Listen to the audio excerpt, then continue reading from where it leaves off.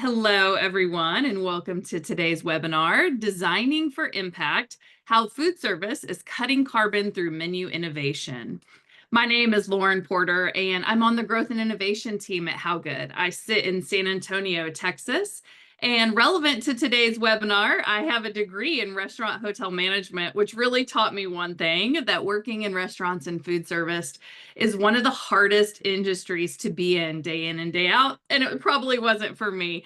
But I have so much respect for the work that you all are doing. Not only my co-host today, but all of you that are joining. You're taking time out of your nonstop schedule to focus on what's possible for the future of carbon reduction, and we appreciate that.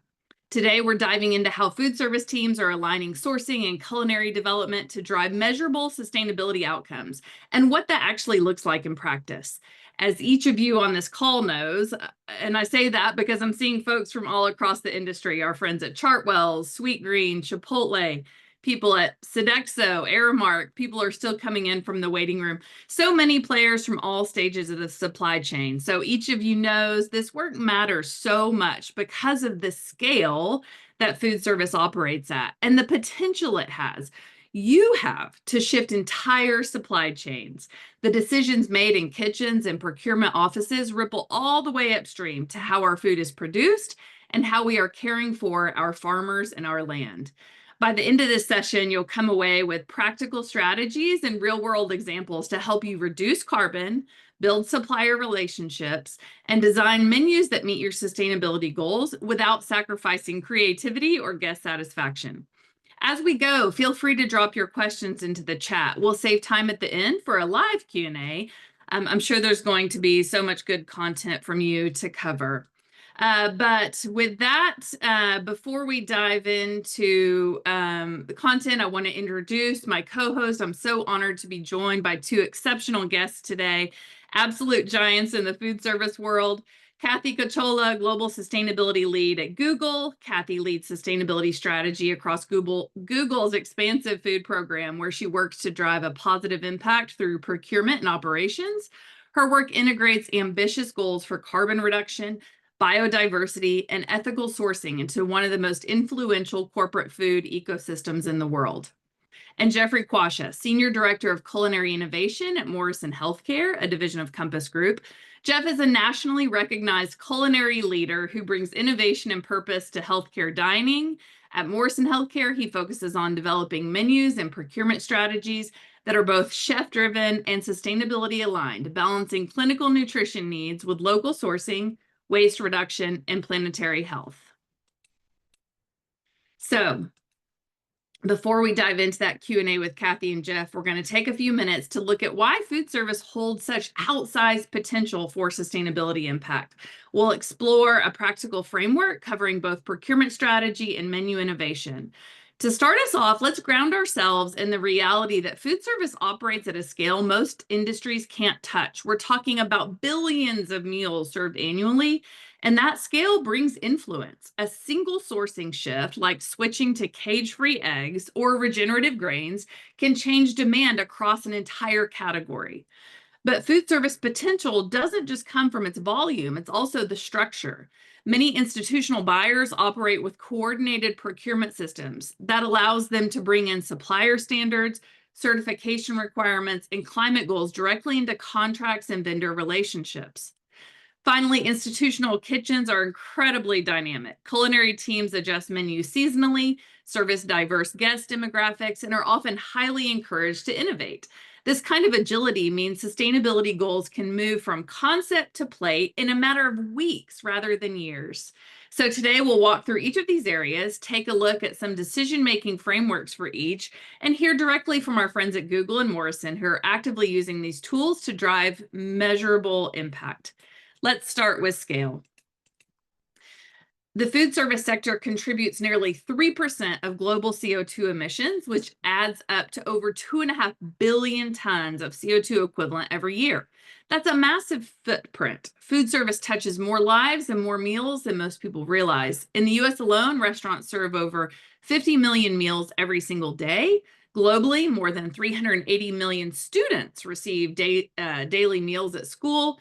And in hospitals, not just patients, millions of meals go to staff, visitor, and retail outlets every day as well. At this kind of scale, even a 1% reduction in the footprint would amount to a savings of 25 million tons of CO2 equivalent. To put that in perspective, that's like taking more than 5 million gas-powered cars off the road for a whole year, or eliminating the annual emissions of over 6 million US homes. Where do these emissions come from? When we look at the carbon life cycle of food service, the vast majority, about 95% of emissions, come from ingredient procurement. That means where we source our ingredients and how we design our menus is the biggest lever we have for meaningful impact. So let's dive into how strategic procurement can drive system-wide change.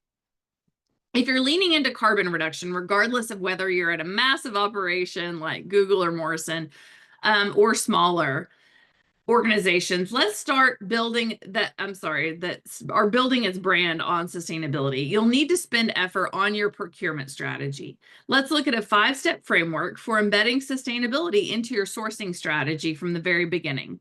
Step 1 is identify your highest impact categories, no surprise to anyone, creating a baseline and then pinpointing the ingredients or product categories that have the largest footprint or greatest sustainability risks. So think beef, dairy, seafood, soy, palm, items known for high emissions or deforestation risk. Focusing here lets you target the biggest levers rather than spreading efforts too thin. Step 2, design tiered supplier standards. Next, develop clear tiered standards for your suppliers, often framed as, good, better, best, that set expectations around sustainability performance. These tiers create a pathway for suppliers to improve, encourage transparency, and help procurement teams prioritize vendors. We're going to hear about Google's approach to this in a minute. Step 3 is embed those standards into your RFPs and contracts. Sustainability isn't a side note. It needs to be written into your request for proposals and supplier contracts from the get-go. This really formalizes your expectations and creates accountability. Step 4, track progress and engage suppliers on reductions. Once those contracts are in place, ongoing data-backed measurement is essential.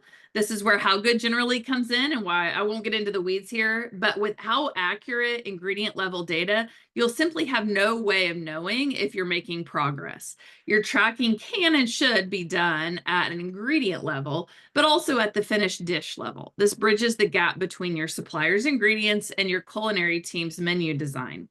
It allows a shared language for reduction. And lastly, collaborate with the culinary team. Procurement can't operate in a silo. Engaging your culinary teams early and often to ensure the sustainability criteria align with menu needs, flavor profiles, and operational realities. When chefs and buyers collaborate, it leads to more creative, flexible menu solutions that meet sustainability goals without sacrificing taste or guest satisfaction. Let's dive more into culinary. One of the most unique things about institutional food service is just how agile culinary teams can be. Menus shift with the seasons and recipes can be updated quickly, and chefs are constantly adapting to what's available and affordable. As you're developing or refreshing your menu, here are 4 practical questions culinary teams can ask to maximize reduction efforts. One is, can we make this a more plant-forward dish? This is really the single most powerful shift from a carbon perspective. You don't have to eliminate meat altogether, but reducing the portion size of meat or blending it with plant-based ingredients can drastically lower emissions. An example of this could be replacing 30% of the beef in your burger with lentils, which could cut the dish's footprint in as much as in half. Is there a lower carbon alternative for this ingredient? Sometimes it's just one ingredient swap that makes a big difference.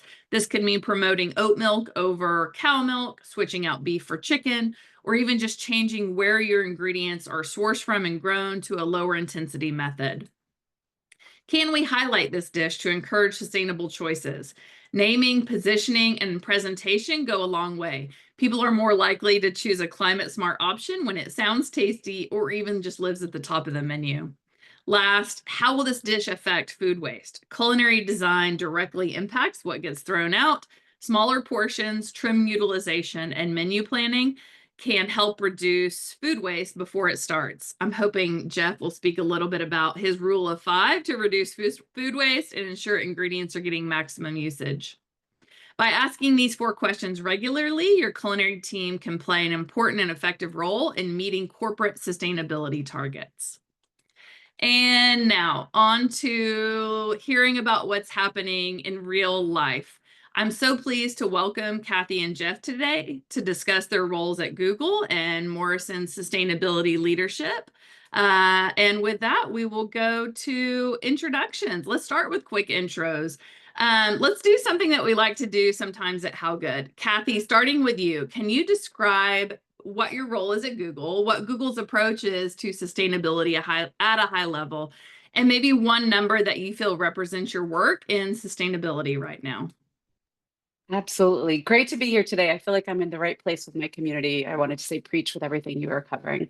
I'm Kathy Cacciola. I'm the global sustainability lead on the Google food team.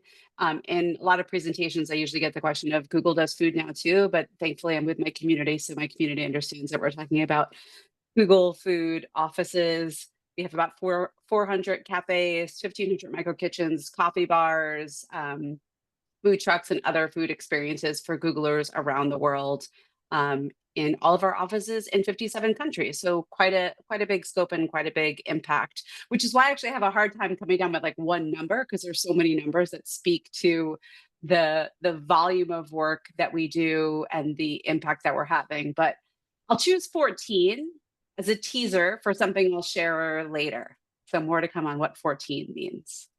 Awesome, Kathy. Thank you. Jeff, over to you again. High level in your role, describe Morrison's sustainability strategy and what's one number you would choose to give insight into sustainability at Morrison. Well, just wrote down 14 because I'm curious to figure, I'm Yes. waiting for the excitement there. So yeah, I wrote absolutely. down the 5 tips too already too. I'm waiting for your 5 tips. Yeah. So my name is Jeff Quasha. I'm the Senior Director of Culinary Innovation for Morrison Healthcare. I lead an amazing team of R&D chefs and dietitians. We represent over 1,000+ hospitals across the country. Our innovation is from all forms of recipe innovation for if it's patient, retail, catering, fast casual, grab and go. I mean, literally everything that happens under the roof of our hospital systems. If it's food trucks, we work with over 32 major manufacturers on the procurement side to do recipe innovation and ideation and development. I love seeing a product go from whiteboard to implementation and then how we can, mold that product. If it's an elimination of allergens, how can we make it more sustainable? On the global scale, I also lead the Global Culinary Forum for Compass Group, representing, the top 11 countries across the globe. And also with the North American Culinary Council, I have the amazing opportunity of working with all the Compass sectors across the United States as a lead for sustainability. So it's just an amazing opportunity that I've had over the last couple of years, and I'm excited to be here today. Oh, Thanks, my Jeff. number is Yeah. 5. Yeah. So Okay. we It's the rule fine. of 5. Perfect. We'll hear more about that later. And I have to add that with all of that you just described your role at Morrison, that you were still plating food last night for an event until late in the evening. So what an amazing perspective you're going to bring to the table today. Thank you both for your introduction. I'll kick things off with, a big question. Both of your organizations have ambitious goals for net zero emissions and significant carbon reduction. Where and how are you identifying the biggest opportunities to reduce emissions? Is that through procurement, menu design, food waste, or something else? With so many levers for decarbonization, how do you prioritize where to focus? I'll jump in. So yeah, a bit of what you were sharing before really resonated to you, Lauren, in terms of where a lot of the emissions come from, i.e., within the procurement practices and ingredients themselves. So for Google, we have an overall ambition of net zero by 2030. The work that we do in the Google food team supports our overall carbon emissions reduction, including our net zero goal. And the work that we do to bring that to life is through our procurement, our menuing, our food waste reduction, and then our overall tracking and reduction through those various levers that I just mentioned. So on procurement, for example, coming to that one that at number 14, we undertook an effort about 2 years ago in partnership with Anthesis, and I think some of the folks from Anthesis might be on the line. But we undertook an effort with Anthesis to do an analysis of our current or previous procurement standards. We did internal interviews, external benchmarking, and did a refresh of our procurement standards to really anchor into carbon emissions, nature and biodiversity, and ethical sourcing, along with supplier partnerships as four core ambitions. And through that lens of those four ambitions, what we identified is that there are 14 most material product categories to really focus on and drive performance. And many of those are what you alluded to before, Lauren, as well, in terms of like beef, pork, eggs, dairy, palm, soy, coffee. We could probably all list what we anticipate would be on that. But we really wanted to focus effort across our company and across all of our regions, because the way that we work on the Google Food team is in partnership with food service partners like Compass, as well as others like Sodexo, Guggenheimer, and we sort of have a long tail of other partners that we engage with. So the food procurement standards that we develop, we provide those to our vendor partners, and then the vendor partners are responsible for actual purchases that align with our procurement standards. So 14 is the number of priority categories that we've embedded into our procurement standards. And I'm happy to chat more about the plant forward work, the carbon emissions reporting, but I'll just offer that for now. Thanks, Kathy. Jeff? Yeah, no, great question. For us, everything starts with delicious. And I think that's one of the biggest changes that we've made on the sustainability side. If you looked at what was happening in the all protein category during COVID, and just the market got completely overrun, but the food wasn't delicious. And I think that's one of the biggest opportunities that we had in rationalization or realization that the alignment of culinary purchasing and sustainability, it's almost like a triangle that in order to meet our carbon emission goals of, carbon neutral by 2030. This year, we had committed to a 5.5% reduction in all food waste across the globe. I mean, those type of goals start with purchasing. And if culinary purchasing and sustainability are not aligned, we're not going to achieve those goals. But at the same time, if the consumer is not buying into what you're doing, like for us, it's changing the perception of healthcare food service and deinstitutionalizing the entire industry, and then elevating the profile of what hospital feeding looks like.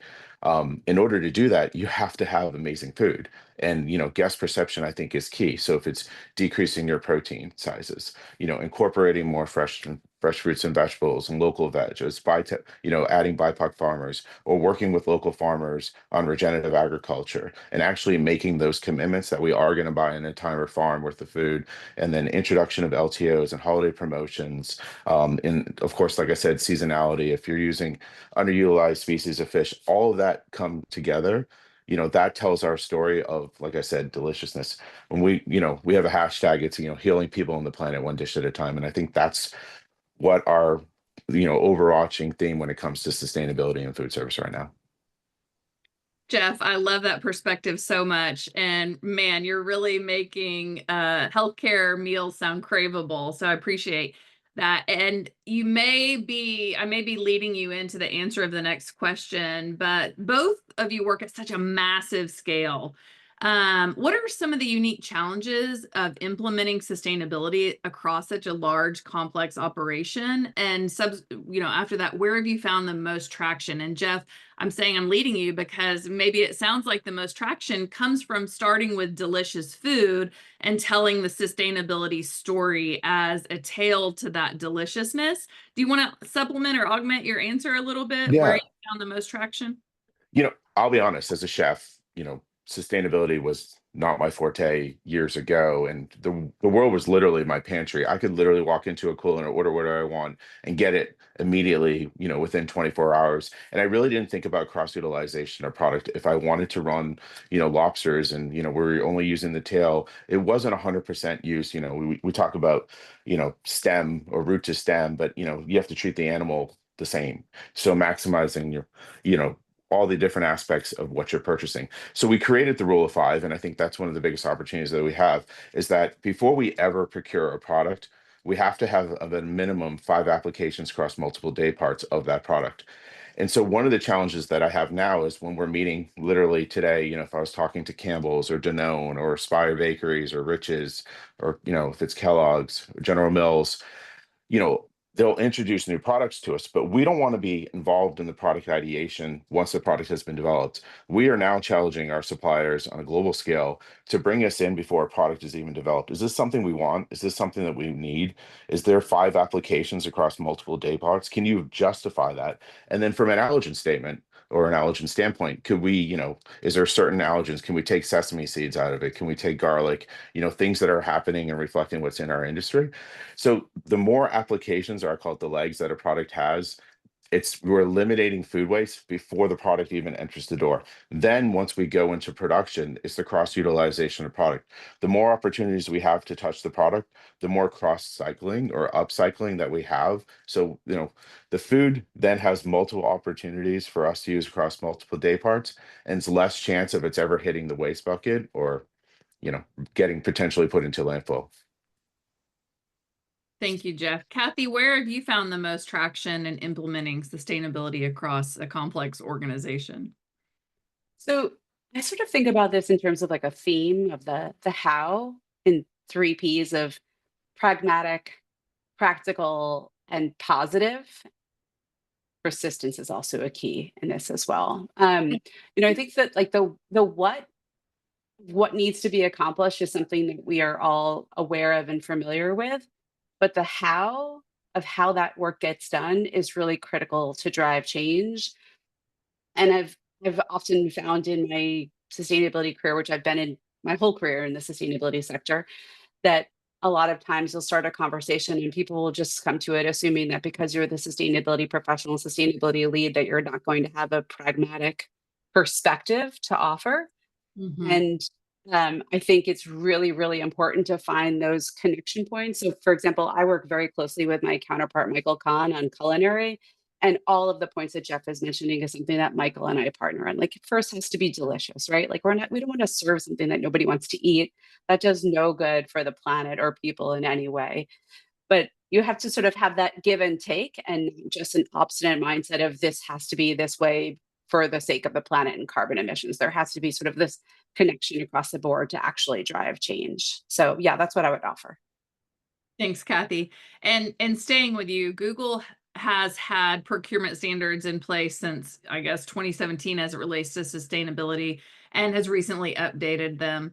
How are each of you thinking about the role of procurement standards in driving this industry-wide change? So we, along with rolling out the procurement standards, rolled out a template for reporting. And as many people on this call from various food service companies will know, food service procurement data is notoriously challenging and difficult and lacks key information. So the template that we developed for our food service partners is sort of like a high level roll up to ensure that we have a line of sight to understand what dollar spend and what percentage of the category that represents in meeting our better and best procurement standards across those 14 product categories. So really what we're trying to do is just understand first and foremost baseline, current state. Where are we? Where do we have great performance? Where do we have gaps? Where do we have opportunities? And that is the next part of it is like a quarter over quarter data in order to identify the opportunities for improvement and connect with our partners internally who manage the operations, i.e., manage the budget, i.e., are the final decision makers, and then together figure out, if we have an extra dollar to spend that's been saved somewhere else, where can we allocate that additional dollar in order to drive performance while continuing to ensure a delightful culinary experience? Thanks for that, Kathy. Jeff, anything to add as it relates to procurement standards? No, I think what Kathy just said is so relevant because, in the society that we live in now, we are completely data driven when it comes to making decisions. So, through our partnership with How Good, and we also use like Planet Promise and our data that we use through procurement. It's one thing to take a dart and throw it at a wall and see what it sticks when it comes to sustainability, but when you can actually make decisions based on carbon impact, like I ran the numbers before we got live. So 61% of our recipes in our database that we use for patient retail and catering are low carbon emission recipes. So like I can now say like that's a true statistic, from this morning on what our carbon analysis is of our menus when it comes to patient retail and catering. But like now I can take it a step further. And, if I'm looking at a particular system of hospitals, I can analyze their menu. And just by subbing an ingredient, I can look at what the carbon impact is based on the data that you guys are providing us. So it's, before we make a large decision, we're going to look at what is the carbon impact of that decision. And then also what is the financial impact of that. And like Kathy mentioned, last year we switched all of our salmon from, a domestic salmon to the Faroe Islands, which was better, for us. It was an aquaculture move, but it was a big move. So if you're, looking at one type of procurement option, if you can save $1 here, could we then make a better procurement sustainability purchase? Because and I think that's one of the decisions that you have to make. Everybody wants to make big moves, but for us, when you're talking about 500 plus million meals a year, smaller moves actually have bigger impacts. And if we can eliminate like one piece of plastic or one piece of paper on a tray, well, then times that by 500 million. And then what is the global scale of that impact? That's Lauren, if amazing. I Yeah, can I go jump ahead. in and build on that too? Yeah, so we're also we're in the early days of our partnership with How Good, and we're, just for transparency, if everybody is on the call today, just in the phase of identifying the sites that we'll be pulling our procurement data from, and then in Q3 of this year, beginning to upload that into How Good, and then see the data from there. So I'm really excited to get to the point exactly where Jeffrey just illustrated, of being able to jump onto the dashboard, see the data, model a couple of different decisions, and then figure out what are the, I'll call them additional interventions that we have the opportunity to drive, because both of our organizations are already doing a lot with regard to plant forward, regenerative sourcing, reducing food waste, but there's more that we know that we can do in a very strategic way once we have that very important data to drive those decisions. So we're excited for the rest of this year in a Uh, geeky way.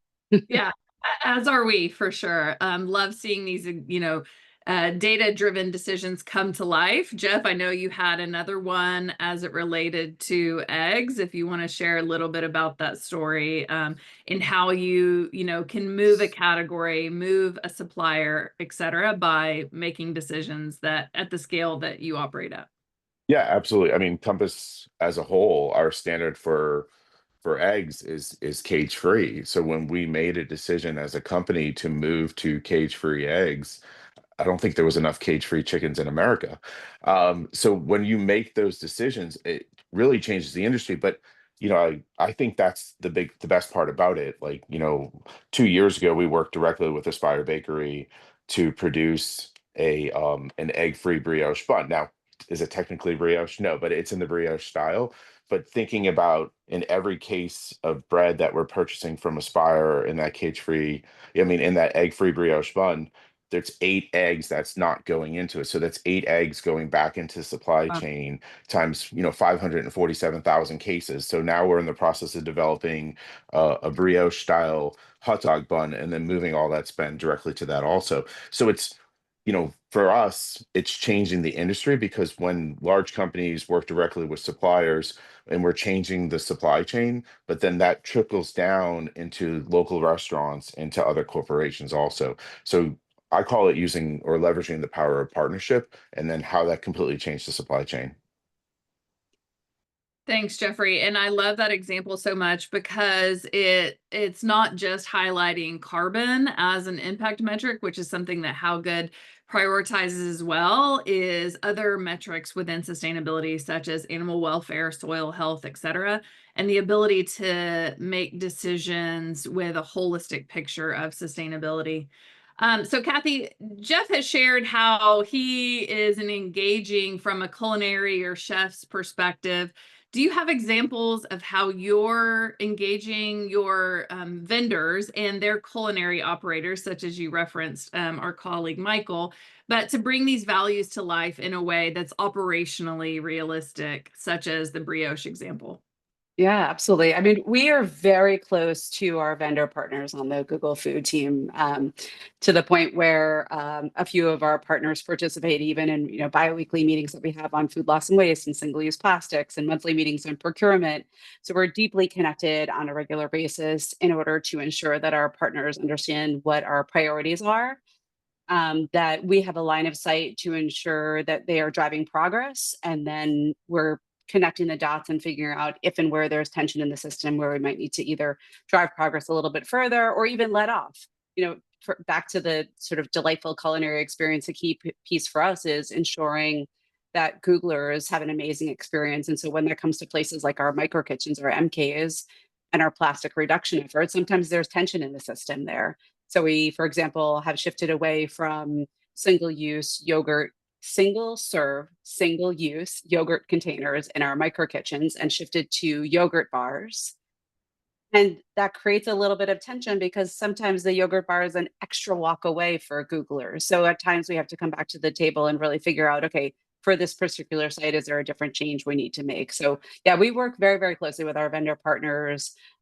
We leave the supplier and distributor conversations to our vendor partners because that is their responsibility and their authority, and they have that skill set and expertise. But we oftentimes, of course, hear from different partners and suppliers who are interested in getting into the Google ecosystem. So to Jeff's point, it really is a partnership and sort of like understanding how we can partner together, but also where the bright lines are of each of our team's roles and responsibilities. Thanks, Kathy. And a question that I just thought of as both of you were answering, and it's a little candid, so I hope you don't mind. But I would love to hear about ways in which you're communicating your sustainability efforts to your guests in service, if at all, and what type of feedback you get on those initiatives or programs, the value or ROI you get from those feedback loops from your guests in service. So we've chosen a couple of moments in time, if you will, as key messaging points. So Earth Month is when we really message around food waste, and I know Compass is a big campaign in a similar vein. And then in July, we focus on Plastic Free July and plastic reduction efforts. We use those to really lean in and tell the story through a multitude of channels that our comms team leads. And then throughout the year, there's sort of lighter touch points that we'll have. So we shifted away from single-use beverages back in 2019. So on our bulk dispensing beverages, there'll be a little nudge there of sort of like enjoy this, reduce plastic, et cetera. But we're mindful of how many messages we deliver because there is a lot of messaging in the space. So it's strategic and at the right time. And even things like our balanced plant forward menu offerings, we're not necessarily messaging that this is a balanced plant forward menu offering that we have. We just happen to set up the line, a buffet line, in the order of the veggies, whole grains first, and then the animal proteins in smaller portions to the end. And then descriptor wise, you touched on this earlier too, really leaning into what's so delicious and tasty about this rather than the fact that it's sort of like meat free or meat less or whatever it might be. Yeah, I think Kathy's points are 100% right on. It's similar to wellness. And, for years, I felt like sustainability and wellness got lumped together. And, one of the biggest things we've tried to do is kind of push them apart because, I think there's a bigger opportunity. We practice stealth health a lot in our retail spaces and even for our patient side. If you just start with delicious and amazing food and you have great messaging, the food is going to sell itself. So if you offer an amazing, buffalo cauliflower sandwich on a vegan brioche bun, and you have the flexitarian or the vegetarian is in one line, and then I always say like it's the carnivores over at the grill, and they look over and they see that amazing plant forward station, and they look over and they're like, oh wow. That's the excitement that I'm going for. That's what we're trying to do from a culinary standpoint. But then that's the alignment of purchasing and sustainability with culinary. So, we're not telling anyone it's a better sustainable option. Yes, during National Seafood Month, we are drawing attention to our partnership with Faroe Islands. Stop Food Waste Day is a global event for us, but Stop Food Waste Day has to be every day. And I think, one of the biggest approaches that we took this year was more of a bottom up versus a top down approach when it came to training and messaging on the back end, not necessarily on the front end, but on the back end with creating a sustainability playbook so we can inspire our chefs and our operators, in their account to make more sustainable options or have better sustainable practices. Could we inspire our chefs in one account to get rid of their tasting spoons? And not throw away, but stop putting out all those single-use plastics and just invest, in a couple dozen spoons that they're putting in the dish area when they're done. Like just little moves like that across all of our operations will have bigger impacts across the globe. Absolutely. Thank you for that. Okay, I'd like to ask one more quick question before we go to the audience Q&A because they have some great remarks for us. But in short, looking ahead, what are you most excited about when it comes to sustainability within institutional food? Like what innovations or partnerships or practices do you think will define the next chapter for this space? Um, I think the cross partner collaboration opportunity is something that remains a big, well, for lack of a better term, opportunity. So, in my past role, when I was at Aramark, we did a lot of pre competitive work with Compass and Sodexo at the time on things like sustainable seafood and animal welfare and food loss and waste, always hosted by a third party organization, and ensuring that we were maintaining all the bright lines that needed to be maintained. But I just think so much of what we are each dealing with are common challenges that there have to continue to be ways for us to connect the dots across our work that is um, enables us to drive progress forward while respecting our individual brands and companies' ability to drive our own value. Jeff, Yeah, any? I just think the industry is really starting to change as a whole, and chefs are being much more cognitive about better sustainable practices. For years we talked about IDP or ugly vegetables, and you're finally going into the grocery store, and you're not just seeing the A's, you're seeing the B's and the C's, and chefs are understanding that they need to decrease portion sizes and they need to add more local spend, and that if we don't support the local farmers by buying into regenerative practices, then the industry is not going to move in that direction.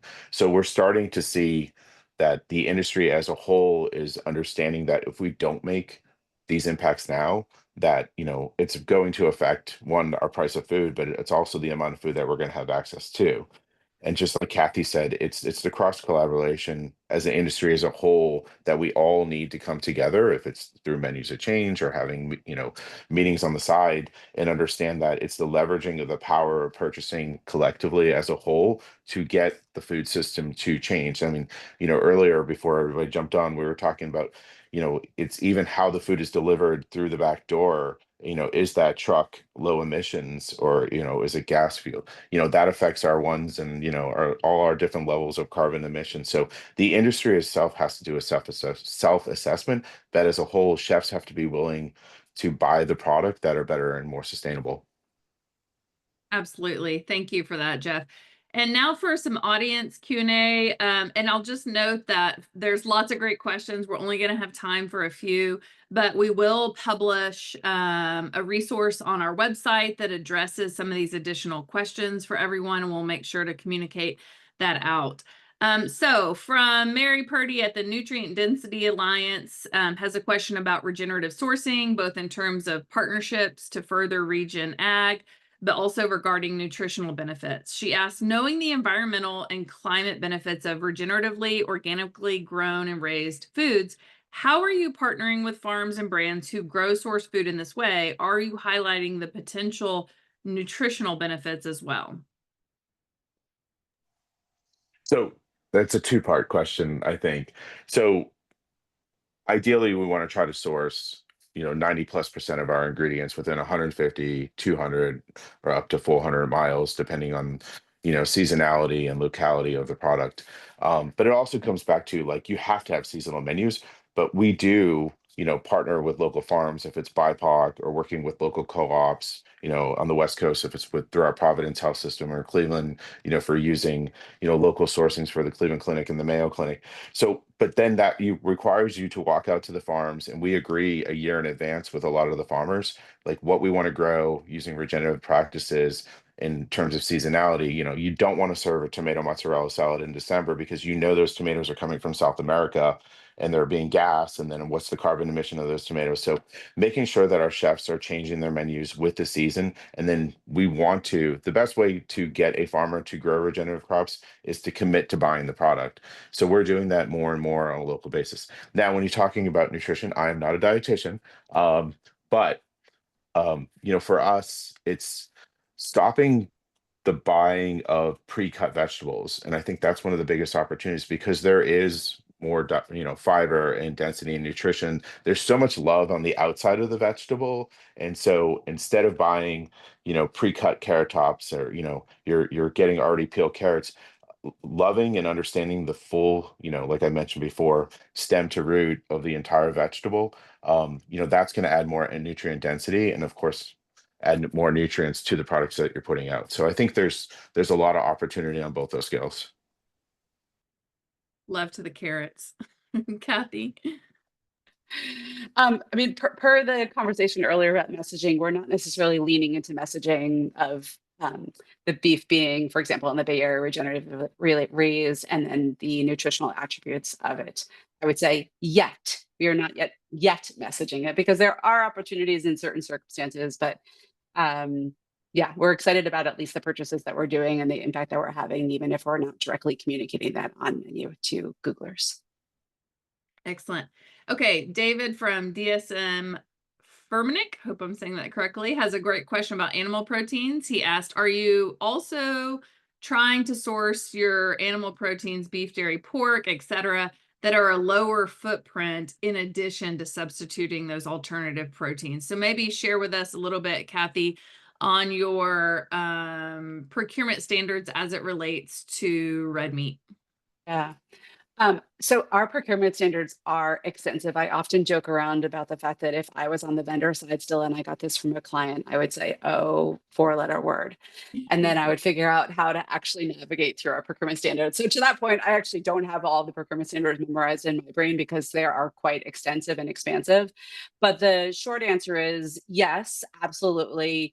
We seek to minimize our impact, whether through emissions, water, biodiversity, et cetera, not only by shifting to plant-forward offerings, but ensuring that animal proteins that we're sourcing are from lower impact partners and vendors.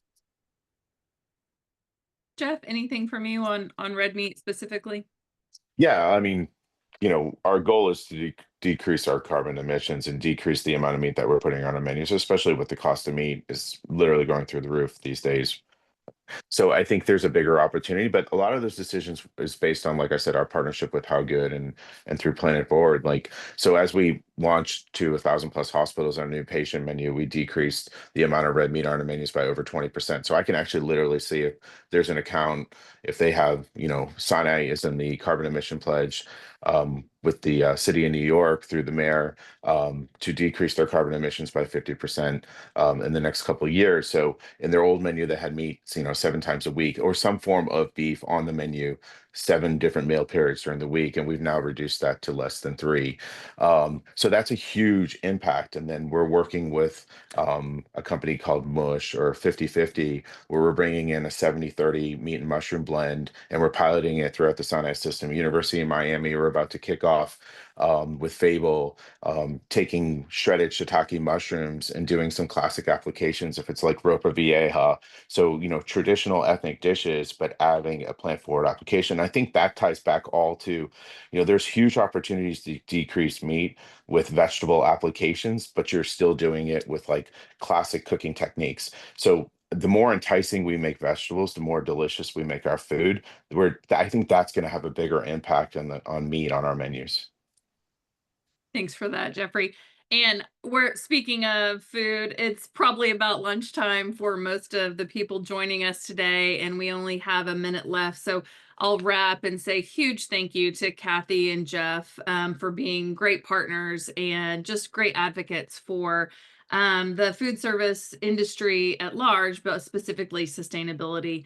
Our platform is being used by companies throughout the food service industry, institutional kitchens, of course, but also restaurants, distributors, and hospitality. And like Kathy and Jeff, they're using it to formulate recipes that meet sustainability standards, do ingredient and meal level carbon footprinting, reporting on scope 3, and collecting carbon footprint data from suppliers. So if anyone with us today has questions on how we can support you as well, please feel free to reach out afterwards. We'd love to do that. But with that, thank you so much to Kathy and Jeff, and for all of you that joined today. Please stay tuned for resources to be posted and further questions to be answered on our website. Thank you all. Appreciate it. Thanks, Lauren. Thanks, Jeff. Thank you. Thank you, everybody.